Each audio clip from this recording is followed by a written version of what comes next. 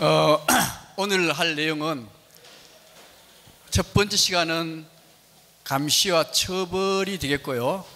두 번째 시간은 유배제도를 중심으로 해서 조선조의 형벌에 대해서 말씀을 드리겠습니다. 원래 내용은 유배지에 관한 걸로 되어 있었는데, 유배지에 대한 걸 하려고 하면은 항상 그 유배 문화에서 우암 선생이나 다선 선생님의 시를 강의해야 되는데, 시 강의하면요 재미가 되게 없습니다. 그래서 그걸 완전히 축소해버리고 이제 감시와 처벌 중심으로 강의가 진행되겠습니다. 이거는 이제 조선조의 형벌 제도 중에 태장, 때리는 겁니다. 때리는 거죠. 여자도 때려요. 여자도 그냥 원래 물볼기, 이게 옷을 입혀놓고 물을 부어가지고 볼기 치는 거거든요. 이게 이런 거에 대해서도 한번 설명을 해드리겠습니다. 그래서 첫 번째 시간은 감시와 처벌 감옥에 관한 것이고, 두 번째 시간은 조선조의 형벌 제도가 되겠습니다. 먼저 형벌과 감옥의 역사인데, 감옥이 나오기 전에 잔혹한 형벌이 시작이 됐습니다. 언제부터 시작되는가 하면요, 춘추 전국 시대부터 시작이 돼요. 그래서 대개 진나라, 진시황의 진나라에서 상황이라는 사람이 무시무시한 형벌을 만듭니다. 그 형벌 중에 몇 가지만 보면은 이런 것들이 있어요. 먼저 박피라는 게 있습니다. 박피라는 것은 뭔가 하면은 중죄를 진 사람을 여기다 묶어놓고 가죽 껍질을 벗겨요. 그 껍질을 벗겨서, 껍질 다 벗기면 이 사람이 죽을까요, 살까요? 껍질 다 벗겨도 삽니다. 살아있어요. 살아있습니다. 생선회 칠 때 껍질 벗겨도 살아있어요, 죽어있어요? 살아있어요. 똑같습니다. 그래서 이런 벌을 주기도 하고요. 또 요참인데요, 요참은 허리를 자르는 건데, 사실 허리를 단번에 자르는 벌은 굉장히 쉬운 벌입니다. 굉장히 편한 벌이에요, 이거는. 그 다음에 거열이라고 하는 건데, 거열이라 하는 것은 양팔에, 팔하고 다리에 말을 묶어가지고 말이 땡겨서 팔과 다리가 떨어져 나가는 걸 거열이라 그럽니다. 그 다음 능지라 하는 건데요, 능지인데, 이 능지라 하는 것은 뭔가 하면은, 요 모자를 보면은 어느 시대 같습니까? 청나라 시대요. 청나라 시대인데, 아마 신부님이 능지하는 것을 사진을 찍은 겁니다. 실제 있었던 것이죠. 이거는 뭔가 하면은, 이 사람을 묶어놓고 살점을 떼는데, 살점을 몇 개 떼는가 하면요 1000개를 떼요. 1000개를 떼기 전에 이 사람이 죽으면은 요 1000개 띄는 요 사람이 벌을 받아요. 1000개 띄를 때 얼마나 아프겠어요, 이게. 온 살을 다 띄야 그때 죽는 겁니다. 이런 벌도 있습니다. 그 다음에 팽형이라는 건 뭐예요? 팽형이라는 것은 물에 끓이는 겁니다. 물에 솥에다가, 자, 이게 조선조의 팽형이 있었거든요. 팽형은 어떻게 하는가 하면은, 여기 이제 팽형 어떤 사람이 팽형을 받는가 하면은, 관에서 재물을 탐한 자, 그러니까 공무원이 부정을 저지르게 되면 삶아서 죽입니다. 그래서 이제 가마솥을 가지고 물을 끓여요. 물을 끓이고 장작 넣고 물을 끓이는데, 물 끓이는 신육만 해요. 실제 물은 안 끓입니다. 안 끓이고, 그 다음에 이 사람 겉옷을 벗기고 여기다 집어넣어요. 집어넣으면 죽습니까, 안 죽습니까? 안 죽죠. 물 안 끓이는데. 그리고 다시 빼내요. 빼내가지고 이제 실제는 죽었다고 보는 거예요. 죽었다 보니까 여기에 상녀에 메고 집으로 돌아와요. 집으로 돌아와서 송장처럼 살게 하는 방법입니다.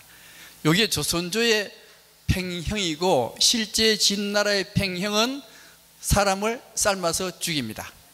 삶아서 죽이는 팽형은 능지보다는 그래도 더 나아요. 더 낫습니다. 더 빨리 죽으니까. 그 다음에 궁형이라는 게 있습니다. 궁형이라는 것은 이게 이제 넷이 만드는 거거든요. 넷이 만드는데 요것만 잘라가지고 4시가 안 돼요. 안 됩니다. 안 되고 이 전체를 다 잘라요. 이 전체. 이 전체를 다 자르는데 이게 궁형을 받아서 살아날 확률은 50%가 안 됩니다. 다 자르는데 손가락 조금만 잘라도 무지무지하게 아픈데 이걸 다 잘라내는데 여자처럼 만들어버려요. 만들어버리는데 이게 그냥 자르면은 아파서 못 살거든요. 그러니까 어떻게 하는가 하면은 여기에 실을 탱탱 감아요. 실을 탱탱 감으면은 이게 죽죠. 그죠? 요 부분이 다 죽어버려. 다 썩기 시작합니다. 썩기 시작해요. 썩기 시작할 때 싹둑 잘라내요. 예. 그래서 살면 살고 죽으면 죽고 이렇게 사마천 아시죠? 사기슨 사마천도 49살에 이 궁형을 받았어요. 궁형을 받아가지고 이제 4시가 이제 49세에 받았는데 이 사람이 요행이 살아나가지고 사기를 쓴 겁니다. 이게 궁형이라 그래요. 그 다음에 빈형. 빈형은 뭔가 하면은 무릎을 잘라내요.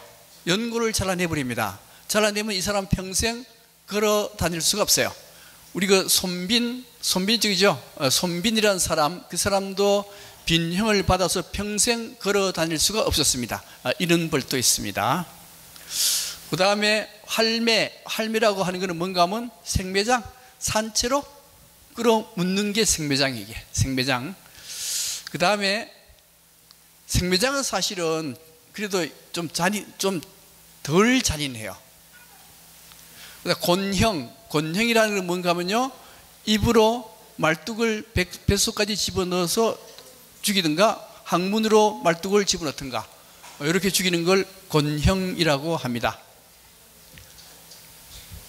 그 다음에 일본에서 있었던 건데요, 노코기리비키라고 하는 건데 아마 여러분들이 이제 대망이라는 소설을 읽어보신 분들은 요런 벌을 알 거예요. 중죄를 지은 사람은 요게 땅에 끌어묻어요. 그리고 목만 딱 내놓습니다. 그리고 대나무로 된 톱을 하나 딱 갖다 놔요. 갖다 놓고 길을 가는 사람은 톱질을 하는데, 목에다 톱질을 하는데 한 번만 톱질해야 돼. 한 번만. 가는 사람, 그러니까 이게 이 사람이 죽으려면 언제 죽을지 몰라, 그죠? 이렇게 고통스러운 벌도 일본에 있었습니다. 그 다음에 능지처참인데요. 자, 능지처참인데 원래 이렇게 4개를 묶는 게 아니고 머리까지 묶어요. 그러면 이게 몇 동강이 나겠어요? 6동강 나. 그죠? 6동강 납니다. 목 떨어지고 팔 떨어지고 다리 떨어지니까 몸통 남고 6동강 나. 그래서 이걸 뭐라 하는가 하면 육실할 놈. 육실할 놈? 그런 뜻이 됩니다. 근데 이렇게 고대는 굉장히 엄한 신청을 가했어요. 신청을 가하다가 어느 순간에 신청이 없어집니다. 없어지고 감옥으로 가게 돼요. 감옥으로 가는데 이 감옥 가는 것은 신체형 대신에 정신형벌로 바뀌게 됩니다. 그 왜 바뀌느냐 하는 문제인데요. 이제 거기 왜 바뀌느냐 하는 문제를 심도 있게 연구한 사람이 미셸 푸코라는 사람이요. 자, 이 미셸 푸코는 굉장히 심도 있게 검토했는데 이 사람은 언제 때 사람인가 하면은 1926년에 태어나서 1984년에 죽은 사람이요. 그리고 여기 이제 데모하는 모습인데 여기 미셸 푸코고 여기 사르트르 아시죠? 이 사르트르의 제자가 미셸 푸코입니다. 그래서 이 사람이 감시와 처벌이란 책을 쓰면서 감옥의 역사를 아주 잘 썼어요. 지금부터 이제 거기에 대한 내용을 얘기하려고 합니다. 근데 이 사람이 감시와 처벌을 쓴 이유가 뭔가 하면 68혁명 때문에 그래요. 68혁명이라 하는 것은 뭔가 하면은 프랑스에 1968년도에 혁명이 일어나는데 그 혁명의 내용이 뭔가 하면 홍위병 들어보셨죠? 홍위병 혁명과 아주 유사한 혁명이 유럽에 일어나게 됩니다. 왜 일어나느냐? 왜 일어나는가 하면은 자, 이 난을 일으킨 사람들은 2차 세계대전 전후에 태어난 사람들이요. 근데 이 사람들이 딱 보니까 2차 세계대전을 일으켰던 사람들 자기 아버지 세대들이죠. 아버지 세대들은 무슨 생각을 했었는가 하면은 이 우주는 이성을 가진 사람들에 의해서 움직여진다. 그 이성이라 하는 이성은 누구의 이성인가 하면요, 백인의 이성이요. 백인의 이성이니까 백인은 이성을 가진 사람들이고, 그 다음에 아메리카인들은, 인디안들은 이성이 없다고 보는 거예요. 그러니까 인디안들을 마음대로 죽였던 사람들, 그 다음에 유럽 중에서도 가장 이성이 발달했던 나라가 어딘가 하면요, 독일입니다. 칸트와 헤겔이 태어났던 독일이 가장 이성이 가장 발달했기 때문에 독일 사람들이야말로 이성이 가장 발달해가지고 그 외의 인종들은 죽여도 된다. 유태인 죽이고 뭐 죽이고 이렇게 해서 독일이 1, 2차 세계대전을 일으켜요. 그래서 그 이후에 태어난 사람들은 기성세대, 세계 1차, 2차 세계대전을 일으켰던 기생세대를 증오하게 됩니다. 또 한 가지 증오하는 기성세대들이 모든 걸 다 가지고 있어요. 돈도 가지고 있고 권력도 가지고 있는데 젊은 사람들은 졸업을 해도 취직도 안 되고, 그 다음에 기성세대들이 말도 잘 안 들어줘. 영 소통이 안 됩니다. 지금하고 좀 비슷한 면이 있죠. 비슷해요. 그래서 이 젊은 애들이, 학생들이 자, 이거 문제 있다. 무슨 문제가 있느냐? 여기에 보편적 진리라고 하는데 이 보편적 진리라고 하는 것이 문제가 있다. 이 보편적 진리가 뭔가 하면요, 이성이라는 거예요. 이 이성에 대해서 굉장히 큰 문제가 있으니까 이걸 때려 부셔야 되겠다 해서 일어난 게 뭔가 하면 바로 68혁명이라고 하는 겁니다. 원래 68혁명은 어떻게 해서 일어나는가 하면은 프랑스 대학교에 여자 기숙사가 있어요. 여자 기숙사가 있는데 남학생이 거기에 들어가는 걸 금지했어요. 금지한다 그래서 대학생들이 데모를 일으킨 게 68혁명의 시작이 되는 겁니다. 근데 이 68혁명을 일으킬 때 그 사람들이 내세운 게 뭔가 하면 진리를 타파라, 진리를 없애라요. 진리를 없애라, 권위를 없애라. 진리란 게 뭐냐? 진리라고 하는 것은, 젊은 세대들이 생각하기를 진리라고 하는 것은 권력 있는 사람들이 생각하고 얘기하는 것, 이렇게 이렇게 규정을 해버려요. 그러니까 노숙자가 얘기하는 것은요, 아무리 그것이 맞다 하더라도 진리가 안 돼요. 근데 대통령이나 총리가 딱 얘기하면 그것이 틀렸다 하더라도 그게 진리가 된다는 거예요. 그러니까 진리는 결국 힘 있는 사람들의 생각, 이게 진리이기 때문에 이 진리를 타파하자, 이렇게 나온 거예요. 나왔는데 이게 어떻게 되는가 하면 우리 1991년인가 2년에 이게 누군지 아십니까? 예, 정원식 국무총리였어요.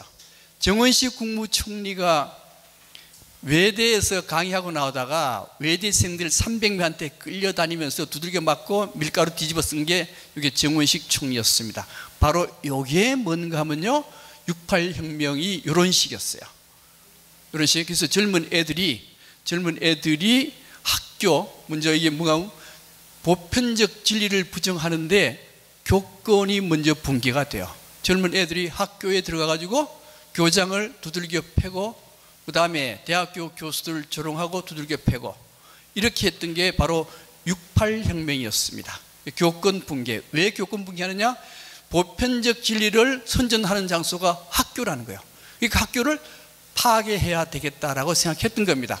지금도 우리 교권이 많이 붕괴되어 있죠. 그 근원이 어딘가 하면요, 바로 68혁명이라고 하는 겁니다. 그 다음에 교회를 파괴시켜요. 왜 그런가 하면은 모든 권위의 출발은 교회에서부터 시작한다는 거예요. 그러니까 교회를 없애야 되겠다. 그래서 교회를 파괴하기 시작합니다. 그래서 68혁명 이후에 유럽의 교회는 전부 다 관광지로 바뀌고요, 신자 수는 급격하게 줄어듭니다. 지금도 유럽에 가면은 교회가 텅텅 비어 있거든요. 그 근원이 뭔가 하면요, 바로 68혁명이라고 하는 겁니다. 그래서 68혁명 이후에 여기 보면 영국의 성당인데요, 이 성당에서 신자들은 하나도 없고 여기서 뭐 하는가 하면 서커스 단원들이 훈련을 하고 있어요. 지금 그런 상태입니다. 그 다음에 이것도 교회인데 이 성당에서 여기 신자들이 없으니까 이게 뭘로 바뀌었는가 하면요, 맥주 파는 호프집으로 바뀌었어요. 이렇게 교회가 파괴되는데 그 출발점이 바로 68혁명이었습니다. 그 다음에 가족 파괴입니다. 가족 파괴, 모든 권위의 출발점이 출발점에서 가장 작은 단위가 가족이라는 거예요. 그래서 가족을 파괴하는 것이 가장 중요하다고 생각하는 겁니다. 지금도 우리는 아버지 세대하고 아들 세대하고 이 얘기가 잘 안 되죠. 이게 심하게 되면 가족 파괴로 나간다라고 하는 겁니다. 자, 가족 파괴에 나가서 결국 뭐가 발생하는가 하면요, 히피족이 발생해요. 자, 이게 히피족들인데요, 이 히피족들은 남녀 혼숙을 합니다. 남녀 혼숙, 마음대로 그냥 잠도 자고 마음대로 해요. 남편도 그 마음대로 군거 잡본이 이루어져요. 그리고 이 68혁명 이후에 8만 명이 모여서 집단 생활을 하는데 부부가 어떻게 되는가 하면요, 여자 4명, 남자 4명이 한 가족이요. 그러면 8명이 한 가족이요? 그럼 8만 명이 몇 개의 가족이 생겼어요? 10,000개의 가족이 생긴 겁니다. 근데 남자 4명, 여자 4명이 한 가족이니까 여기는 부부가 공동부부요. 공동부부. 남편이 4명이고 부인이 4명. 이렇게 되는 거예요, 이게. 그런 생활이 저 같으면 참 바람직할 수도 있습니다. 이렇게 히피족이 이렇게 하는 거, 이렇게. 그 다음에 동성애 문제입니다. 동성애 문제인데, 이 동성애가 DNA의 문제이냐, 아니면은 동성애 하는 사람이 지가 자꾸 그쪽으로 선택을 해서 하는 문제이냐, 이런 문제입니다. 어떤 문제인 것 같아요? 동성애는요, DNA의 문제입니다. DNA의 문제이기 때문에 이걸 부정해서는 안 된다 해서 긍정하게 돼요. 자, 이렇게 되면은 결국 가족이 파괴될 수밖에 없어요. 이거 말고도, 이거 아니라도 앞으로는 어쩔 수 없이 가족 파괴가 됩니다. 왜 그런가 하면은 며칠 전에 성행위를 로봇하고 하는 거 나왔었죠. 로봇 앞으로는요, 성행위를 인간과 인간 간에는 하지 않는다는 거예요. 하지 않고 로봇화 하게 됩니다. 로봇화 하게 되는데, 그럴 때 그 로봇의 성능은 미실을 능가한다는 겁니다. 그렇게 돼요. 인형 로봇인데 미실 능가할 수밖에 없습니다. 그러니까 괜히 쓸데없는 여자하고 마로 같이 자요. 미실보다 더 좋은 여자가 있는데. 그러니까 앞으로는 어차피 가족 파괴되는데, 이 발단이 뭐였는가 하면요, 68혁명이었어요. 그래서 지금의 시대 조류는 68혁명 이후에 나타나는 포스트 모더니즘이요. 지금부터 이제 포스트 모더니즘에 대해서 말씀드릴 텐데, 이 포스트 모더니즘은 우리들하고 생각이 굉장히 틀립니다. 틀리지만은 지금의 절대적 사조가 포스트 모더니즘이에요. 예. 이 포스트 모더니즘에서 건축물도 틀려요. 건축물을 보게 되면 이게 모더니즘이라고 하는 것은 이성입니다. 이성이 지배하는 사회가 모더니즘이요. 이 이성이 지배하는 사회에서는 모든 건물은 실용성 있게 지어야 돼요. 가장 가치 있고 가장 적게 투자해서 가장 넓은 공간을 사용할 수 있도록 짓는 게 모더니즘의 건축물입니다. 여기 어느 빌딩 거 아시죠? 어디 이게?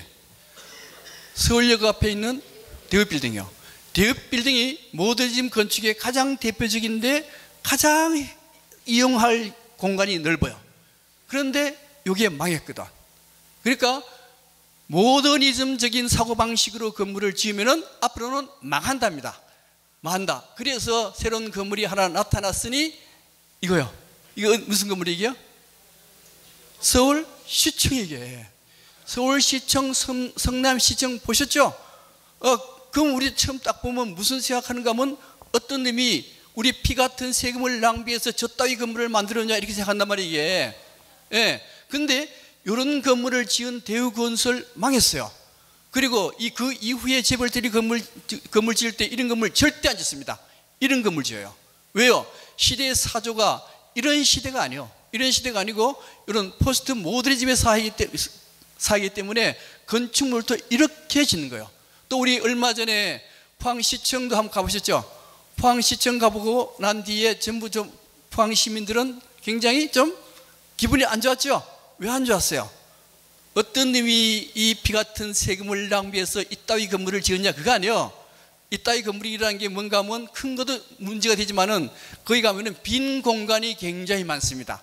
왜 이 쓸데없는 빈 공간을 만들었냐, 이거잖아, 그죠? 그런데 포스트 모더니즘에서는 빈 공간이 있어야 된다요. 그게 없으면은 포항시가 망한다. 이렇게 나오는 게 포스트 모더니즘이야. 그뿐만 아닙니다. 미술도 포스트 모더니즘의 미술은 다릅니다. 포스트 모더니즘 미술에서는 우리는 미술을 피카소의 미술만 하더라도 어떤 놈이 저 따위로 그림을 그렸냐 이렇게 생각하잖아요. 근데 지금은 피카소까지는 안 됩니다. 안 되고 디상이라는 이제 미술가가 나왔는데 그 디상 미술가는 이 미술품을 내놨는데 이렇게 내놨어요. 이게 뭔지 아십니까? 예?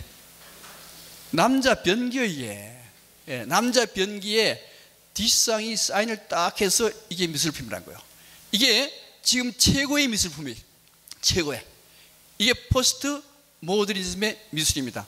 그 근원은 뭔가 하면은 이 왜 최고의 미술이냐? 미술이라고 하는 것은 물질의 근원을 나타내야 된다. 물질의 이 화장실의 변기의 근원이 뭐예요? 이 실제 이게 변기잖아, 그죠? 그러니까 이 변기의 근원을 나타내니까 이 미술품이야말로 최고다. 그래서 지금은요 피카소가 안 통합니다. 디상이 통해요. 좀 이해하기 어렵죠? 이해하기 어렵습니다. 근데 요걸 가지고 포스트 모더니즘이라고 하는데 이 포스트 모더니즘은 원래 내년도에 5번에 걸쳐서 진행이 됩니다. 그 중에 하나가 건축이 2시간 동안 하고 미술도 2시간 동안 하는데 먼저 맛보기로 이것만 말씀드린 겁니다. 그 다음에 근데 지금부터 한 얘기는 포스트 모더니즘 사고방식은 여러분들이 생각하는 사고방식하고는 전혀 다릅니다. 달라요. 예를 들면은 여기 보면 이거 넘어왔네. 예, 모범생. 자, 이 모범생은 다 좋게 생각해요, 그죠? 공부도 잘하고 성격도 좋고 모범생이란 말이요. 그런데 포스트 모더니즘에서는요, 이 모범생을 뭐라 그러는가 하면요, 인간 말종이라 그럽니다. 그래서 지금부터 왜 모범생이 인간 말종이 되는가에 대해서 말씀을 드리겠습니다. 근데 여기 보면은 이 사람이 포스트 모더니즘의 출발이 누구부터 시작되는가 하면요, 프리드리히 니체부터 시작이 돼요. 니체부터 시작이 되고 그 다음에 미셸 푸코가 꽃을 피우게 됩니다. 근데 이 프리드리히 니체는 절대 모범생이 못 돼요. 원래 머리가 뛰어나게 좋아가지고 굉장히 우수한 고등학교에 들어가가지고 기숙사에 들어가가지고 기숙사 생활을 하는데 고등학생이죠. 고등학생 이놈이 담을 뛰어넘어가지고 창녀하고 잠을 자가지고 매독이 걸려버렸어. 이게 프리드리히 니체가. 이거 모범생 아니죠? 아닙니다. 그 다음에 요 사람하고 좀 닮았죠? 이게 누구요? 홍석천인데 이 사람이 동성애자죠? 예? 동성애자입니다. 또 닮았는데 미셸 푸코도 동성애자예요. 동성애자 돼가지고 1984년에 죽는데 그 죽는 이유가 뭔가 하면요, 에이즈에 의해서 죽습니다. 그러니까 이 사람들을 보면은 모범생이 아니요. 근데 포스트 모더니즘에서는 가장 뛰어난 사람이 프리드리히 니체와 미셸 푸코입니다. 그래서 지금부터 이제 미셸 푸코의 감시와 체제라는 것에 대해서 말씀을 드릴게요. 감시와 처벌. 예. 처음에 미셸 푸코의 감시와 처벌에서 처음 나오는 게 뭐가 나오는가 하면요, 담행의 처형에 대해서 탁 나옵니다. 담행이라는 사람은 어떤 사람인가 하면은, 담행이라는 사람은 1715년에 태어나가지고 1757년에 루이 15세를 죽이려다가 실패했어요.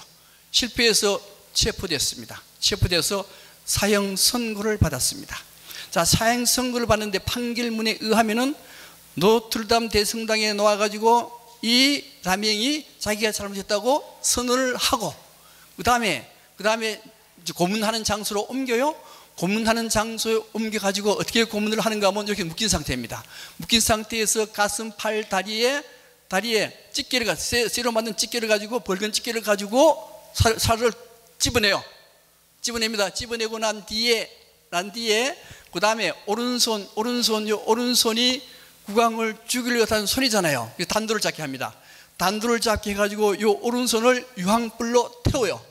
일단 태웁니다. 태우고 그 다음 근육을 도려낸 자리에 지져요. 10번 걸로 지지고, 그 지진 자리에다가 뭐를 넣는가 하면은 불로 녹인 납하고 펄펄 끓는 기름, 지글지글하는 송진을 부어넣습니다.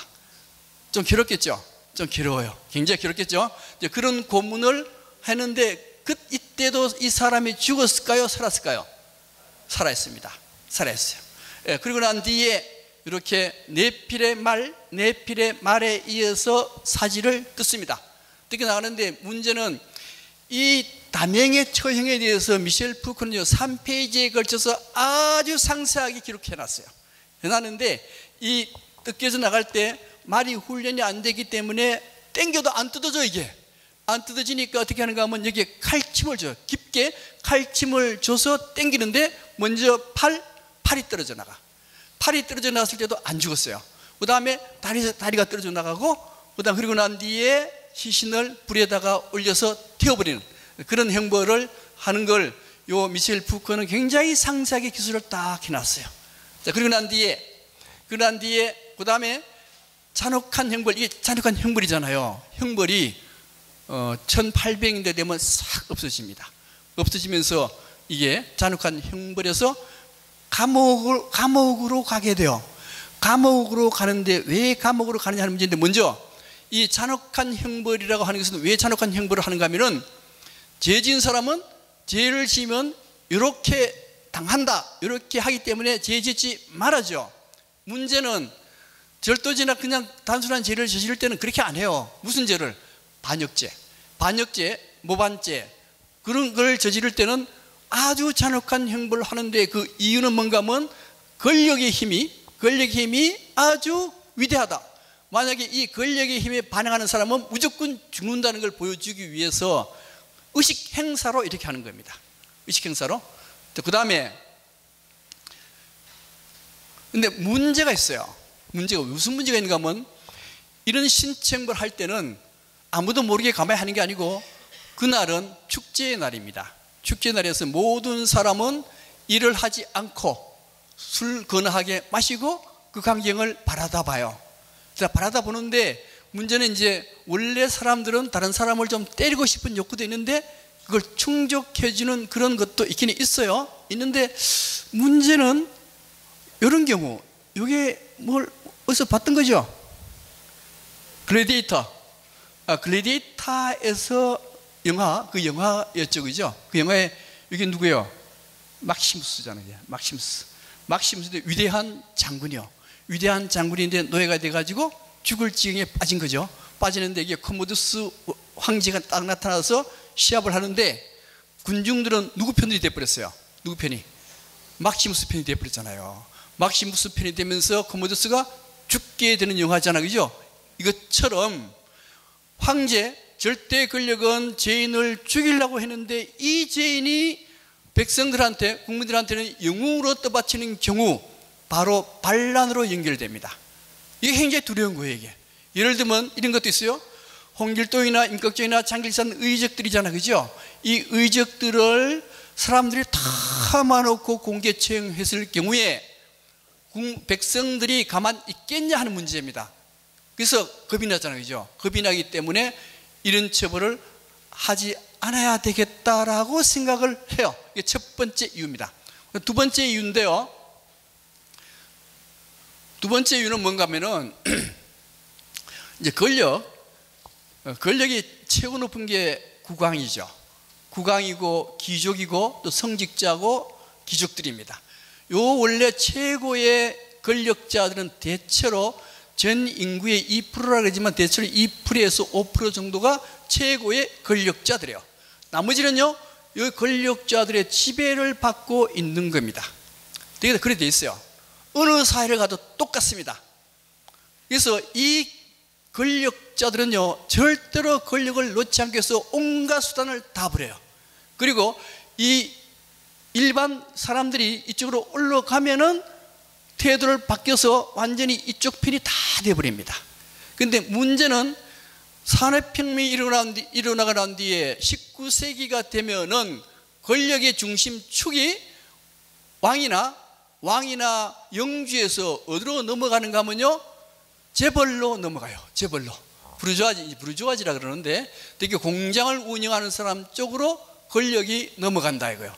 예를 들면은 여러분들이 만약에 두 개를 선택하라 한다면 대통령이 되고 싶습니까? 삼성의 회장이 되고 싶습니까? 삼성 회장이 더 좋은 거예요. 왜요? 삼성 회장이 대통령보다가 권력이 더 좋고 더 오래 가거든. 그러니까 삼성 회장이 더 권력이 있는 거요. 마찬가지입니다. 18세기가 지나면은 권력의 중심축이 왕이 아니고 영주가 아니고 여기에 재벌로 넘어갔다 이거요. 재벌로. 그리고 이 두 사람들을 부양하기 위해서 이 백성들은 땀을 뻘뻘 흘리고 온갖 고통스러운 걸 다 감내해야 돼요. 이렇게 권력의 중심축이 어디로 갔다고요? 경제 권력으로 넘어갔다 이거요. 경제 권력으로 넘어가게 되면은 경제 권력자들은 백성들을 죽여야 되겠어요? 팔다리 자르고 죽여야 되겠어요? 아니면 팔다리를 온전하게 해가지고 공장 돌려야 되겠어요? 공장을 돌려요. 그러니까 감옥소 죄를 지면은 감옥소에 가가지고 거기서 공장 돌리게 하면 돼요. 예. 그래서 이게 강제적인 처벌에서 어디로 넘어가는가 하면 감옥으로 넘어가게 되는 겁니다. 자, 감옥으로 넘어가는데 원래 18세기 이전에는요, 산업혁명 이전에는 별로 할 일이 별로 없어요. 돈이 별로 없어요. 돈이 별로 없기 때문에 훔칠 것도 별로 없습니다. 그렇기 때문에 항상 죄를 짓는 것은 다른 사람을 두들겨 팼다든가 이게 죄거든요. 근데 그 죄는 신체형으로 대신할 수 있어요. 근데 산업혁명 이후에는 돈이 많아졌어요. 돈이 많아지니까 돈이 많아지니까 돈을 지켜야 되는데 돈도 지켜야 되고 그 다음에 생산도 해야 되니까 사람을 죽이지 않고 감옥으로 보낸다 이거예요. 그래서 감금을 하게 되거든요. 감금을 하게 되는데 우리 이제 닭 아시죠? 닭을 마당에 풀어 놓는 것보다가 닭장 속에다 감금하면은 닭이 알을 더 많이 넣게 되거든, 그죠? 더 많이 넣게 돼요. 사람도 마찬가지입니다. 사람도 죄를 저지르면은 여기다가 감옥소에 집어넣어요. 감옥소에 집어넣어서 일을 가르쳐요. 그러면서 뭐라고 얘기하는가 하면은 당신들이 감옥에 들어온 이유는 일을 하지 않았기 때문에 감옥에 들어온 것이다. 그러니 당신들은 여기서 일을 배우고 밖에 나와서 일을 해라. 그리고 밖에 있던 사람들한테도 뭐라고 얘기하는가 하면 일을 하지 않으면은 가난해지면은 그 다음 뭐요? 그 다음에 누구를 훔쳐야 될 거 아니요? 훔치게 되면 감옥에 들어간다. 그러니 전부 다 일을 열심히 해야 된다라고 얘기를 하는 거예요. 그러니까 일을 해서 생산을 올리려고 그러면은 팔다리 자르는 신체형을 하면 안 돼요. 그래서 감옥에 집어넣게 되게 됩니다. 두 가지 이유 때문에 드디어 감옥이 활성화하게 돼요. 그 다음에 근데 감옥이 활성화되긴 되는데 이 공장을 돌리는 사람들은 백성들을 자기 노예처럼 잘 부려야 되거든요. 노예처럼 부리려고 그러면은 일상생활을 통제해야 돼요. 그 사람들의 경우에 인간이 넘어지는 것은요, 절대 바위가 아닙니다. 뭐에서 넘어져요? 돌뿌리에 걸려서 넘어지거든. 그러니까 큰 거에 의해서 지배하면 안 되고 조그만 거를 통해서 지배를 해야 돼요. 어떻게 지배하느냐? 어떻게 지배하는가 하면은 우리 이제 집에 가면 처음부터 보는 게 뭡니까? 처음부터 TV 딱 틀어서 재미있는 연수구 보잖아요. 저도 집에 가면은 10시부터 하는 게 있어요. 10시부터 중국 무협영화 의천도랭기 지금 나오는 게 있습니다. 그거 재밌거든요. 재밌으니까 무조건 가면 그거부터 봐. 뉴스가 뭐가 안 봐요. 그 다음에 끝나면 또 축구 하잖아요. 축구 봐. 예, 그러니까 그걸 항상 위정자들, 권력이 있는 사람들은 백성들, 국민들한테 민감한 데 관심을 돌리지 못하게 하고 항상 재미있는 연속극이나 스포츠나 이런 데로 시선을 돌리도록 만들어줍니다. 이게 뭔가 하면요, 음이나 술책이요. 그 다음에 지금은 그렇지 않지만은 옛날에는 초과 근무했었잖아요. 그죠? 초과 근무했는데 처음에는 초과 근무해도 돈 안 줬어요. 안 줬습니다. 그러니까 그게 습관화되면은 어떻게 생각하는가 하면 초과 근무를 당연하다라고 생각해요. 그래서 공장을 운영하는 사람들은 항상 그거에 당연하도록 만들어주는 거예요. 네, 만들어준 겁니다. 그 다음 블랙리스트 문제입니다. 원래 블랙리스트는 옛날에도 있었고 지금도 있어요. 지금도 있습니다. 그 다음에 앞으로의 정권도 블랙리스트를 가지고 있어요. 그러면서 뭐라고 얘기하는가 하면 지금의 정권이 아니고 지금의 안정화를 위해서는 항상 요주의 인물을 체크하는 블랙리스트가 있어야 된다라고 모든 사람이 믿게끔 생각해줘요. 원래 블랙리스트 있으면 원래 안 되는 거거든요. 근데 여러 사람들은 그거 당연하게 있는 거 아니야, 그렇게 믿게끔 만들어주는 겁니다. 그 다음에 갑질입니다. 갑질이라고 하는 것도 옛날부터 갑질 다 아주 오랜 옛날부터 갑질이 있었고 지금도 있고 앞으로도 있습니다. 그래서 그 갑질을 매우 당연하게끔 만들어줘요. 그래야 권력을 가진 사람들이 만들어할 수 있거든요. 그 다음에 사찰도 일상화시켜줘요. 사찰도 항상 있어야 이 사회가 안정화된다. 그래서 모든 사람이 사찰이 필요하다라고 다 믿게끔 해줍니다. 자, 이렇게 조그만 일들에 대해서 여러 사람들이 그거 당연한 거야, 그것은 옛날부터 있었던 거야 라고 믿게끔 권력자들은 그렇게 자꾸만 만들어주는 거예요. 만들어져 가지고 절대로, 그래서 권력자들은요 상식을 장악합니다. 상식을 장악하게 되면요 권력에 무비판적으로 복종을 하게 돼 있어요. 이렇게 탁 만들어준다 이거요. 만들어주면서 그걸 이제 되게 개구리를 이제 가지고 얘기를 하거든요. 개구리를 하는 것은 조금 미지근한 물에 집어넣어요. 미지근한 물에 집어넣으면 안 튀어나오죠, 그죠? 안 튀어나와요. 근데 뜨거운 물에 집어넣으면 어떻게 해요? 툭 튀어나오거든. 미지근한 물에 집어넣고 불을 계속 뜨겁게 해주면은 삶아 죽을 때까지 안 튀어나온다는 거예요. 이게 사람도 마찬가지입니다. 사람도 조그만 상식을 가지고 자꾸 지배해서 굉장히 강하게 지배해도 사람들은 거기에 무비판적으로 받아들인다 이거예요. 권력자들은 항상 이렇게 움직이는 거예요. 그 다음 그리고 난 뒤에 이것도 좀 부족해요. 부족해서 어떻게 하는가 하면은 사람들을 자동인형으로 만듭니다. 어떻게 자동인형으로 만드느냐? 이거는 우리 원래 농사 짓는 사람들은 시간표가 없죠. 예, 농사 짓는 사람들은 해가 뜨면은 밭에 가서 일을 하고 해가 지면은 집에 돌아와요.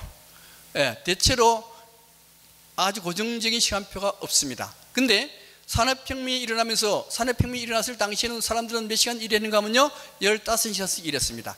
15시간 일할 때 그 시간표가 굉장히 엄밀하게 짜여져요. 예를 들면은 언제 일어나고 그 다음에 언제 아침 먹고 아침 먹은 거 20분, 그 다음에 일하는 거 5시간, 그 다음 화장실 가는 거 10분, 이렇게 엄밀하게 시간을 짜버립니다. 그래서 사람들은 일과 시간표에 매달리게 돼 있어요.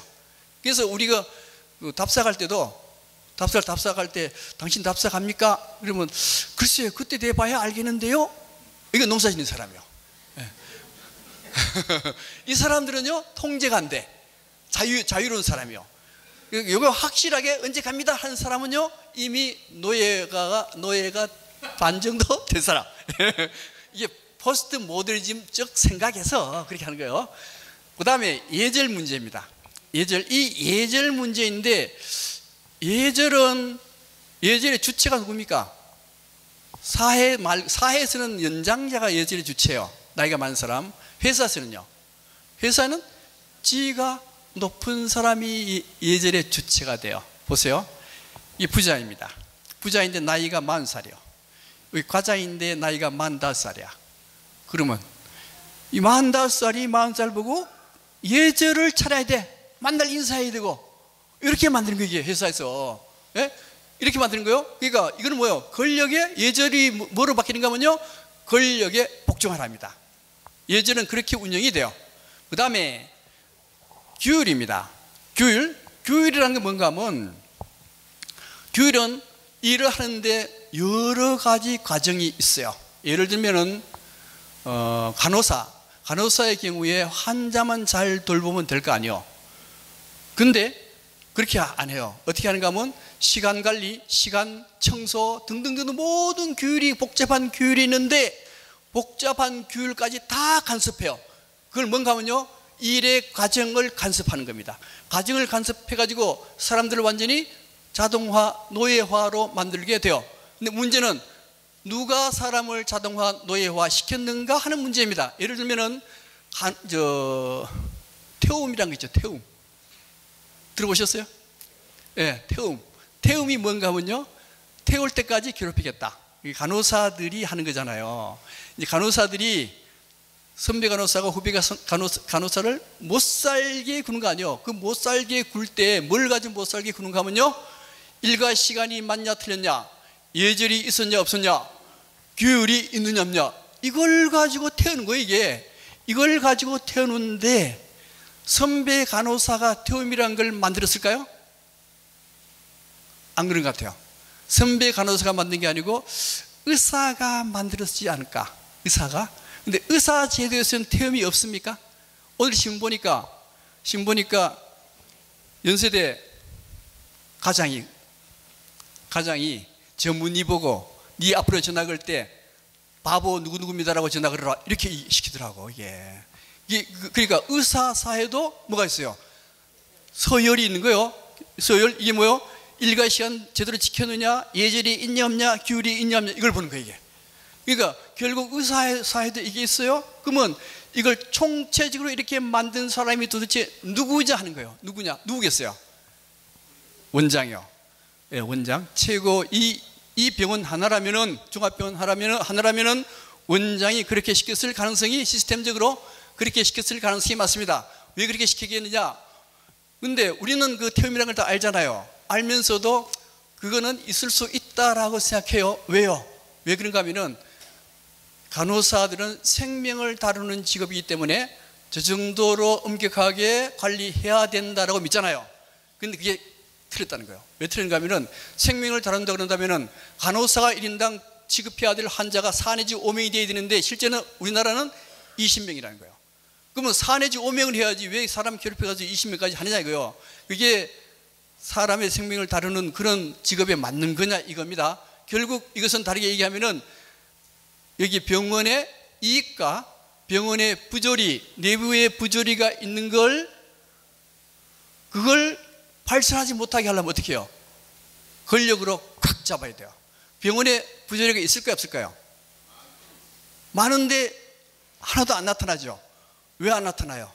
이런 제도 때문에 내부자 폭로가 거의 일어날 수가 없는 시스템. 예, 권력자는 이런 걸 원하는 겁니다. 그 다음에요. 그 다음에 이렇게 해놓고 난 뒤에도 만약에 간호사들이 단합대회, 노동조합을 만들게 되면 이게 파괴돼 버려요. 파괴되기 때문에 그걸 못 만들게 하는 시스템이 있는데요. 그게 뭔가 하면요, 그 사람들로, 간호사들로 하여금 자고 오면 자꾸 옆도 들어보고 뒤도 들어보고, 야 이러다 보면 내가 잘못하다 보면 내가 외톨이가 되지도 않을까, 이런 생각이 들게 만들고, 또 하나는 개별화 전문화시켜가지고 완전히 고슴도치로 아예 만들어버려. 만드는데 이 만드는 방법 중에 가장 중요한 게 뭔가 하면 서열화를 탁 만들어요. 간호사들끼리 한 줄로 몇 백 명이라고 하면 1등서부터 100등까지 서열을 탁 규정시켜버려요. 규정시키게 되면은 절대로 거기서 벗어날 수가 없기 때문에 다른 행동을 할 수가 없게 되는 겁니다. 그 다음에요, 서열을 만드는데 그 서열을 만드는 가장 중요한 게 뭐냐? 시험이라고 하는 겁니다. 우리 여러분들 다 시험 다 보셨죠? 예. 근데 우리는 이미 시험에 중독이 됐기 때문에 시험이야말로 인간을 객관적으로 평가할 수 있는 거라고 다 믿고 있죠. 그렇잖아요, 그죠? 그런데 예수님이 내려오셔가지고 목사 시험 보면 붙을까요, 떨어질까요? 100% 떨어져요. 예. 그 다음에 석가모니가 지금 다시 탄생해가지고 스님 고시를 본다면 석가모니가 붙을까요, 떨어질까요? 100% 떨어집니다. 그렇다면은 목사 시험이나 스님 시험이 아무짝에도 못 쓰는 시험 아니요, 다른 시험도 아무짝에도 못 쓴다라고 포스트 모더니즘 학자들은 그렇게 얘기를 하고 있는 겁니다. 근데 이 시험이 권력자한테는 얼마나 중요하냐, 얼마나 중요한가 하면요, 저는 포스코에 교육팀장을 했었는데 교육팀장이 뭘 하는가 하면요, 강사들 평가를 건을 가지고 있어요. 예를 들면 이제 강사 20명이다 그러면 평가를 해가지고요, 1등서부터 20등까지 서열을 쫙 매겨. 어떤 데는 서열을 매겨가지고 1등에서 20등까지 서열을 매겨 가지고 있거든요. 가지고 있으면은 강사들이 팀장한테 명령 복종을 할까요, 안 할까요? 안 하면 큰일 나. 왜요? 평가를 가지고 있기 때문에 언제든지 인사상의 불이익을 줄 수가 있습니다. 자를 수도 있어요. 멀리 보낼 수도 있고. 그러니까 강사들은 팀장한테 절대 복종. 팀장이 부정부패가 되어도 거기에 대해서 절대로 반항적인 행동을 할 수가 없게 만들어요. 시험이란 것이 바로 그런 것들입니다. 예를 들면은 우리는 이제 회사에서도 그렇게 하는데, 수능시험이라는 것은 우리나라 50만 고등학생들, 고3, 50만 명의 고3들이 시험을 보잖아요. 보면은 1등서부터 50만 등까지 딱 나오죠? 나와요. 근데 제가 우리 아들이 중학교 2학년 때 보니까 중학교 2학년 때 전국적으로 다 시험 보는데 과목별로 등수까지 다 나오더라고. 그러면은 그 등수가 뭐요? 자기의 인생 점수입니다. 점수이기 때문에 아예 그걸 받아들이고 내 서열은 이거밖에 안 되는구나, 이렇게 체념하도록 만들어줘요, 시험이란 게. 그래서 우리는 시험을 가장 중요한 객관적인 평가의 잣대라고 생각하지만은 포스트 모더니즘에서는 가장 야만적인 정책, 야만의 극치가 시험이라고 하는 거예요. 그리고 이 시험에 의해서 드디어 우리는 어디로 갔는가 하면 삼성으로 갔습니다. 삼성이라는 회사가 제일 좋은 회사잖아요. 삼성 가면은요, 삼성의 상무보는 연봉이 1억 5천만 원이고 그랜저 XG에다가 상무는 2억에 그랜저 XG에 전무는 5억에 X 3,500, 부사장은 X 4천, 사장은 X 4,500, 부회장은 고급 외제차. 이렇게 주네? 이렇게 주니까 우리는 삼성에 들어갔으면은 어떻게 하든 여기에 올라가야 될 거 아니요? 그죠? 서열상으로 이렇게 올라가려 그러면은 누구 말을 잘 들어야 돼요? 회장 말을 철저히 잘 들어야 됩니다. 만약에 그 말을 듣지 않으면 여기서 벗어나면은 인생 완전히 탈락. 그러니까 시험이라든가 서열은 바로 우리를 아주 무력화하게 되고 권력에 완전히 복종하게 만드는 최고의 방법이 시험과 서열입니다.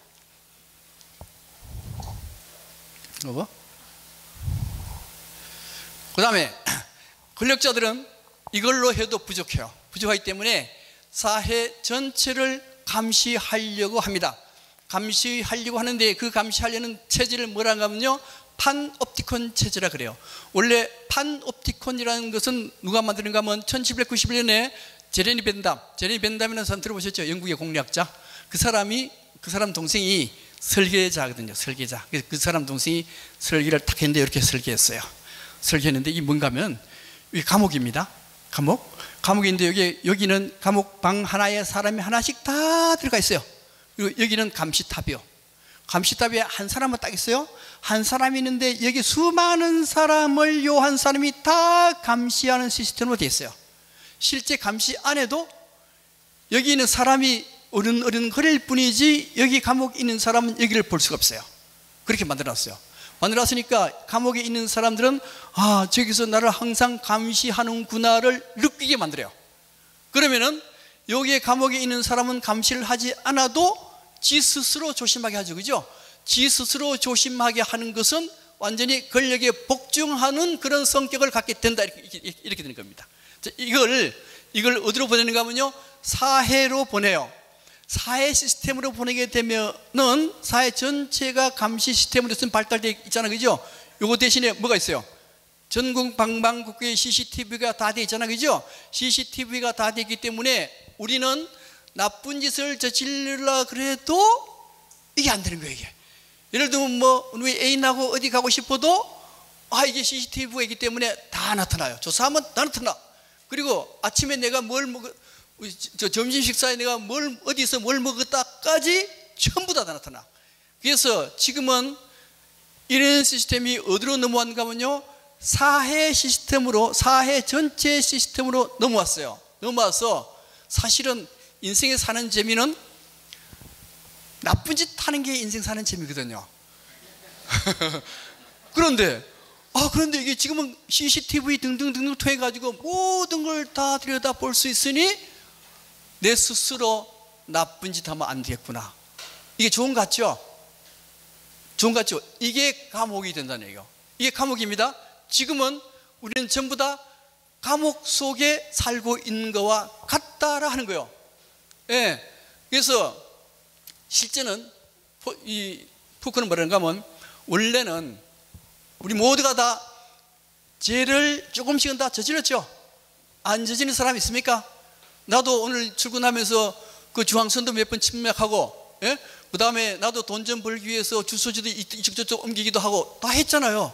다 했는데도 내가 왜 죄인이라고 생각하지 않는가 하면, 다들 죄를 저지르는데 저쪽에 감옥이 있다 이거요. 감옥이 있는데 그 감옥에 있는 사람들은 내보다가 훨씬 더 큰 죄를 저질렀기 때문에 감옥이 있다. 감옥에 있는 사람이 있기 때문에 나는 그래도 죄인은 아니다라고 생각하도록 만들어져요. 감옥이라는 게 그런 기능을 또 가지고 있습니다. 그 다음에 또 하나, 감옥 갔다 오면, 원래 감옥은 교도소입니다. 교도소란 게 뭐예요? 나쁜 것을 고쳐서 나오는 데잖아, 그죠? 고쳐서 나오는데, 여기에 바늘 도둑이 들어가면 무슨 도둑으로 바뀌어서 나와요? 소도둑으로 바뀌어서 나와요. 왜 그러냐? 미셸 푸코가 어떻게 얘기하는가 하면요, 먼저 죄를 짓는 것은 DNA의 문제이냐 아니면 사회 구조의 문제이냐 하는 문제예요. 어떤 문제입니까? DNA입니까? 사회 구조입니까? 사회 구조요. 물론 DNA적인 것도 있을 수는 있어요. 그런데 사회 구조적인 문제인데, 어떤 사회 구조적인 문제가 하면요, 첫 번째 꼽는 게 가난입니다. 가난하면은 죄를 저지를 가능성이 굉장히 많아요. 가난에 플러스 결손 가정이 되면요, 거의 죄를 저지른다요. 왜 그러냐? 가난하고 결손 가정의 애들은 또래 애들을 만나게 되는데 불량 애들하고 만날 가능성이 굉장히 많습니다. 불량 애들하고 만나면은 뭐가 되느냐? 죄를 저지르게 돼 있다요. 그래서 죄를 저지르면은 감옥에 가게 되는데, 감옥에 갔을 때 권력자들은 이 사람들을 이용한다는 거예요. 어떻게 이용하는가 하면, 감옥에 들어간 놈들을 거기에 나오면은 뭘 쓰는가 하면요, 프락치를 쓴다는 거예요. 예를 들면 정치 깡패라도 쓰고, 아시죠? 용팔이 정치 깡패. 그 다음에 또 이 사기꾼 이렇게 깡패 이런데 거기다가 비밀 요원으로 집어넣는 거예요. 비밀 요원으로 집어넣어서 그 정보를 파악하도록 만들어져 버려요. 그러니까 이 아들은 다시 범죄 속으로 들어가도록 만들어져 버립니다. 이게 사법제도가 바로 그렇다라 하는 거예요. 그래서 여기 감옥에 들어가면 교도에서 깨끗하게 나와야 될 텐데 오히려 비행자를 만들어주는데, 이게 누가 만드느냐? 사법기관이 일정 부분 역할을 하고 있다라 하는 겁니다. 그 다음에요, 또 한 가지, 이 미셸 푸코는 뭐라고 얘기하는가 하면, 이 사회를 전부 다 감옥으로 만들었다라 그럽니다. 왜 감옥으로 만들었는가? 이분 감옥이라는 게 어떻게 하는가 하면요, 규칙적인 생활을 해야 돼요. 이 규칙적인 생활은 철저한 시간 관리잖아요, 그죠? 규율적인 행동을 해야 됩니다. 그리고 또 수행평가, 태도를 평가하도록 되어 있어요. 이게 사회에 가면요, 사회에 가면 학교 가면 어떻게 해요? 규칙적인 생활을 해야 돼요. 규율적인 행동해야 됩니다. 만날 평가받아요, 그죠? 군대 가면 똑같아요. 다 해야 돼. 병원은 다른 거 아닙니다. 병원은 1700년, 1800년 때 병원은 어떤 사람을 집어넣는가 하면은 불량자, 그 다음에 정신 이상자, 그 다음에 돈 없는 사, 사회 문제를 일으키려는 사람들을 전부 다 어디 집어넣는가 하면요, 병원에다 집어넣어요. 병원에다 집어넣어서 이렇게 했던 거예요. 회사라고 다르냐? 회사도 똑같아요. 그러니까 산업사회라고 하는 것은 감옥의 연장선에 불과하다라고 다 얘기하는 거예요. 그래서 이 미셸 푸코는 이 사회는 거대한 감옥 이렇게 얘기하는 겁니다. 그래서 또 문제는 이제 이 CCTV가 발달하면요, 죄를 안 저지르거든, 그죠? 죄 안 저질러. 왜 그런가 하면 CCTV 다 잡아내버리기 때문에 요새는 이게 도둑놈, 그 다음에 이렇게 쓰리꾼 이런 게 없었어요. 없으면 감옥이 어떻게 됐어요? 감옥이 텅텅 비죠. 감옥이 텅텅 비면은 그 거대한 사법기관, 검사, 판사, 변호사, 이 사람 먹고 살 일이 없습니다. 먹고 살 일이 없으니까 법을 교묘하게 만들어가지고 또 사람을 읽어놓기도 하고 또 죄를 저지를 만한 사람들을 잡아넣기도 해요. 때때로. 예를 들면 이런 겁니다. 이게 삼천교육대 아시죠? 삼천교육대라 하는 것은 뭔가 하면요, 앞으로 죄를 저지를 가능성이 있는 사람들을 잡아다가 삼천교육대에 집어넣어서 정신교육하는 거예요. 이거 있을 때 처음에 좋아했죠? 그죠? 깡패 잡아가고 뭐 잡아가고 사회가 깨끗하고 도둑 먹고 거지 없고 불황제 없고 얼마나 깨끗했어요. 그러니까 야 살만하다는데 그 다음번에 다 잡아가고 난 뒤에는 없네? 없으면 어떡해? 없으면 할당제에 내려와. 마을마다 몇 명 잡아넣어라. 학교마다 몇 명 잡아넣어라. 그러면 아무 죄 없는 사람 여기 들어가가지고 죽도록 얻어 터지고 훈련받아야 돼. 이게 좋은 제도입니까 이게? 아니잖아요. 그래서 권력자들은 이런 것도 만들어내요. 이게 1980년대에 만들었다 하지만은 이 제도가 앞으로도 없으리란 법이 없습니다. 권력자는 이런 제도 스스럼 없이 해요. 그래서 원래 인간에게는 신체와 영혼이 있는데 신체와 영혼 중에서 뭐가 문제라 그랬습니까? 몸이 문제라 그랬죠. 그죠? 나는 몸만 없으면 정말로 깨끗한 생활을 할 수 있는데 이놈은 몸 때문에 먹으려고 도둑질도 해야 되고 먹고 나면 배부르니까 또 다른 여자도 넘봐야 되고 항상 몸 때문에 문제가 생기잖아요. 그죠? 그런데 포스트 모더니즘에서 뭐라 하는가 하면 몸이 문제가 아니고 몸 안에 들어가 있는 영혼, 이 영혼이 권력자들에 의해서 구겨지고 왜곡된 정신 상태를 가지고 있다. 그렇기 때문에 현재는 몸이 문제가 아니고 왜곡된 정신이 문제이다라고 하는 게 포스트 모더니즘의 학자들이 하는 얘기입니다. 그다음 권력 문제입니다. 권력인데 우리 이제 권력자의 속성 문제인데요. 정치 권력 중에 국회의원들 권력이 많죠. 권력이 많은데 우리 국민들이 권력을 좀 특권을 내려놓으라고 그렇게 얘기하는데 걔네들이 특권 내려놓습니까? 안 내려놔요. 내려놓을 때는 언제 내려놓는가 하면요, 자기들이 특권 때문에 목이 날아갈 정도가 되면 특권 내려놓습니다. 그 이전에는요 절대 특권 안 내려놔요. 그리고 국회의원, 도의원, 시의원들이 만날 세금 가지고 해외 연수 가고 하는데 그거 안 갈 것 같아요? 계속 갑니다. 앞으로도 계속 갈 거예요. 그래서 권력자들은 절대 그것을 내려놓지 않습니다. 그 다음에 검사들 권력이 최고의 권력자들입니다. 검사들 권력 아무리 내려놓으려 그래도 절대 안 내려놔. 대통령이 막 그렇게 내려놓으려 그래도 안 돼.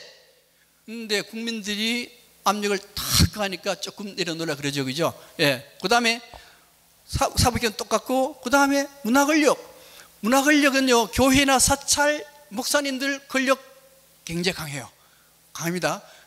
두지 스님들, 저 조계사의 무슨 총무원장 권력 엄청나게 강해요. 이 사람들이 권력 내려놓으라고 내려놓느냐? 안 내려놓습니다. 이게 문화권, 그 다음에 예술가. 예술가도 말이죠. 시인도 그게 권력이 있더라고. 이게 시인들이 권력이 있어가지고 후배 여자들을 막 주무르고 이래도 여자들이 마음대로 얘기도 못 하잖아. 그 다음에 영화감독, 김기덕이라는 영화감독은 뭐 여자를 뭐 주무르고 해도 뭐 아무도 얘기도 못 하고 전부 다 권력이거든요. 예. 그 다음에 병원도 이게 굉장히 권력이죠. 아까 말씀드렸던 그 가장이 뭐 이게 그 전문의 보고 뭐 어떻게 전화해라. 전부 다 권력이거든요. 권력. 그 다음에 학교 똑같습니다. 권력. 그 중에서 최고 권력은 어디 있느냐? 재벌 권력이요. 재벌 권력이 최고의 권력입니다. 근데 문제는 이런 권력들이 자기 스스로 권력을 내려놓은 일이 있느냐 하는 문제예요. 지금까지 스스로 권력 내려놓은 일이 하나도 없습니다. 오로지 이 사람들은 어떻게 하든 권력을 더 크게 만들려 그래요. 그죠? 근데 문제는 그 권력을 가지고 있는 사람은 100% 부패하고 타락하게 됐어요. 모든 관료 시스템, 이 모든 관료 시스템은요, 공무원들은 무조건 부패하고 타락하게 돼 있습니다. 검사들요, 무조건 부패하고 타락하게 돼 있어요. 그런 시스템으로 돼 있습니다. 만약에 견제를 하지 않는다면, 그러니까 이 권력에 대해서 견제를 하지 않는다면 무조건 타락하고 퇴폐하게 돼 있는데, 그걸 어떻게 해야 되느냐 하는 문제입니다. 어떻게 해야 되는가 하는 문제인데요, 그것은 지금 사회는 판옵티콘 사회인데 이걸 역으로 역판옵티콘으로 하라 이거요. 역판옵티콘이라고 하는 것은 뭔가 하면은 이게 정치하는 엄마들 들어보셨죠? 한유총 그 유치원 사건 일어났을 때 엄마들이 들고 일어나가지고 유치원 개혁하자 했던 게 정치하는 엄마들이었어요. 이 정치하는 엄마들 때문에 물론 국회의원도 역할을 했지만은 이런 사람들 때문에 국민들이 여기에 동조해주고 그래서 한유총이 개혁된 거 아닙니까? 그러니까 이 무조건 부패하고 타락하게 되어 있는 이 권력을 온 국민들이 감시해야만 돼요. 시의원, 도의원들이 만날 해외 연수가고 만날 나쁜 짓 하는데 그걸 국민들이 감시하고 고발하고 그러면은 그게 없어질 수가 있다는 거예요. 만약 그렇지 않으면요, 국민들이 이 역판옵티콘을 하지 않으면은 무조건 부패하고 타락한다 이거죠. 그 다음에 신판옵티콘이라는 것도 있어요. 신이라는 싱크로나이즈 동시에라는 뜻을 가지고 있습니다. 이게 뭔가 하면은 이게 1992년에 일어난 로드니 킹 사건이 있었어요. 들어보셨죠? 1992년에 LA에 폭동 사건이 있었습니다. 그 폭동 사건의 원인이 뭐였는가 하면 로드니 킹이 아주 차를 급하게 몰다가 백인 경찰한테 붙잡혀가지고 엄청나게 두들겨 맞았어요. 두들겨 맞아가지고 기가 영혼이 안 들리게 돼버렸어. 안 들리게 됐는데 이게 그냥 넘어갈 걸 어떤 사람이 이걸 그대로 촬영을 했어요. 목소리까지 다 촬영해가지고 이걸 탁 올려버렸어. 탁 올리는 바람에 백인 경찰들이 붙잡혔어요. 붙잡혀서 무죄 판결인가 나는 바람에 폭동이 일어난 거예요. 이게 폭동이라 그 다음에 이제 한인 문제였는데 한인 두순자 사건, 두순자가 이제 그 백인 여성 하나를 총으로 쏴 죽이는 바람에 그 폭동이 전부 다 이제 한인 쪽으로 몰려버렸는데 실제 그 폭동을 그 두순자가 그 쏴준 이유는 뭔가 하면 이 여자가 두순자를 두들겨 패버린 거예요. 멈추게 두들겨 맞으니까 화가 나가지고 총으로 쐈거든요. 방송에 나올 때는 두들겨 패는 건 안 나오고 총으로 싼 것만 나버린 거예요. 이게. 그래서 한 가게에 완전히 박살 나버렸죠. 그죠? 이게 로드니 킹 사건인데요. 그래서 우리는 전부 다 뭐를 가지고 있는가 하면요, 핸드폰 다 가지고 있잖아요. 그죠? 핸드폰 가지고 있기 때문에 이 권력 있는 사람들이 뭔가 잘못한다 싶으면은 녹음하고 녹화해가지고 여기다가 띄워라 이거요. 근데 SNS에 띄우게 되면은 절대로 권력 있는 사람들이 함부로 행동을 못하게 됩니다. 재벌이 가장 두려워하는 거 재벌. 넘어갈게요. 그래서 그 다음에 이제 결론인데요. 왜 푸크는 모범생을 왜 인간 말종이라 했는가 하는 문제입니다. 여기 보면은 대법원 판사들인데요. 우리나라의 최고의 엘리트는 대법원 판사입니다. 대법원 판사는 어떻게 대법원 판사가 되는가 하면요, 고등고시의 최고의 성적을 올려야 되고, 그 다음에 이게 머리가 최고로 뛰어나죠. 말도 최고로 잘해야 되고, 성격도 어마어마하게 좋아야 돼요. 성격도 절대로 다른 사람한테 화내지 않고 모든 걸 다 포용하고, 그렇게 성격이 좋아야 여기에 대부분 판사들이 됩니다. 여기 박병대라는 사람이 우리 고향 사람이거든요. 이 사람들 읽어봤더니만 기가 막힌 사람이야. 이제 기가 막힌 사람, 공부도 되게 열심히 하고 기가 막힌 사람인데 이 사람이 그 기소됐잖아요. 왜 그러냐? 기가 막힌 모범생들인데 뭐를 못하는가 하면요, 이 반항적인 성격이 하나도 없는 거예요. 반항적인 성격이 없다 보니까 위에서 시키는 대로 하는 사람들이에요. 시키는 대로. 근데 그렇다면은 성격이 좋다는 것은 누구를 위해서 성격이 좋다는 의미입니까? 누구를 위해서? 자기 본인을 위해서 성격이 좋은 거예요. 그죠? 자기 본인을 위해서, 자기 이기심에 의해서 이런 성격이 만들어졌다고 한다면은, 자기 본인을 위해서 이렇게 공부를 열심히 했다고 한다면은 이 사람을 인간 말종이라 불려서 틀린 게 되지 않죠? 예, 그렇다는 얘기입니다. 예. 그 다음에 마지막으로 전번에 이 여자에 대해서 얘기를 했었어요. 누굽니까? 김현정이라는 사람은, 이 사람 방송가인데 이 사람이 불러서 나온 사람이요. 임은정 검사입니다. 이 임은정 검사가 전번에 얘기했죠. 포항 출신이요. 포항 출신인데 무지무지하게 가난해가지고 자기 아버지는 중학교 나오고 자기 엄마는 학교도 안 나오고 해서 어렵게 해가지고 검사 합격했어요. 검사 합격해가지고 처음엔 인천 갔다가 두 번째 내려온 데가 경주 지검에 내려왔습니다. 경주 지검에 내려왔는데 부장 검사가 간사까지 와가지고 키스를 해가지고 혀가 자기 입까지 들어왔대. 들어가지고 그 다음날 가가지고 지검장한테 그 검사 자르세요. 안 자르면 고발하겠습니다. 그래서 잘렸어요. 그리고 난 뒤에 부산 지검으로 갔습니다. 부산 지검에 갔는데 그 지검의 역할이 뭐였는가 하면 성매매 금지하는 거기에 파트에 들어갔어요. 그 검사가 10명이라고 한다면은 낮에는 성매매 금지하는 행동을 하고 밤에 어디 가느냐? 밤에 룸사롱에 가가지고 검사들이 룸사롱 질펀하게 룸사롱 술 마시고 처먹고 마지막에 뭐 하냐? 매매춘을 하더라 이거요. 남자 검사들이. 그 다음에 대구 광주로 갔어요. 광주로 가가지고 그때 이제 광주로 가서 이름을 날렸어요. 광주로 가가지고 무죄 판결 그냥 백지를 내야 되는데 검사들이 뭐를 잘못했다를 낱낱이 얘기해버린 거예요. 찍혔지, 완전히 찍혀버렸지. 찍혀가지고 정직 몇 개월 받아가지고 하여튼 중리산이 했던 사람이 바로 이 사람이에요. 이 사람인데 문제는 지금 우리 남자들의 경우에 군대 갔다 오면 사람들이 좋아합니까? 싫어합니까? 다 좋아해요. 예. 먼저 누가 좋아하느냐? 부모가 좋아해요. 왜요? 말을 잘 듣거든. 예. 그 이유가 다른 거 하나도 없어요. 말 잘 들어. 그 다음에 군대 갔다 온 사람이 회사에 들어가면 좋아해요? 싫어해요? 좋아해. 왜요? 말을 잘 들으니까. 근데 왜 그러냐? 3년 동안 상관이 시키는 걸 그대로 실행했던 사람들이 군대 갔다 온 사람들이요. 이게 군대 갔다 온 사람들은 무조건 성격 좋고 말 잘 들어. 말 잘 듣는데 여기에 그 대신 뭘 못하느냐? 저항이나 반항을 일체 못합니다. 3년 동안 그렇게 훈련을 받은 거예요. 그래서 검사 사회가 똑같습니다. 검사 사회에서도 여기에 직급이 다